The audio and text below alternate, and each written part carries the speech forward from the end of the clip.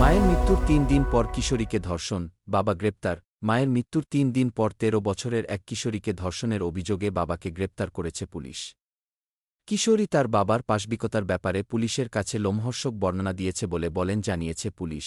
নক্কারজনক ঘটনাটি ঘটেছে রাজধানীর রামপুরার পূর্ব হাজীপাড়ায় বাজারে।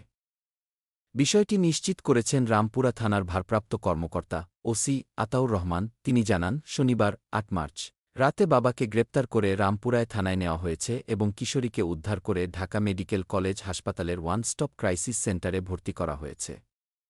ওসি আরও জানান, রামপুরার পূর্ব হাজীপাড়ায় বাজারে ভাড়ায় বাবা ও ২ ভাইবোনের সংসার ভুক্তভোগী কিশোরীর পরিবারের। শনিবার গভীর রাতে এক প্রতিবেশী বিষয়টি টের পান। এরপর কিশোরীকে উদ্ধার করতে পুলিশকে খবর দেন। ৩:৩০টার দিকে পুলিশ ঘটনাস্থল থেকে অভিযুক্তকে গ্রেপ্তার করে। কিশোরীকে উদ্ধার করা হয়। Desk report, BE news.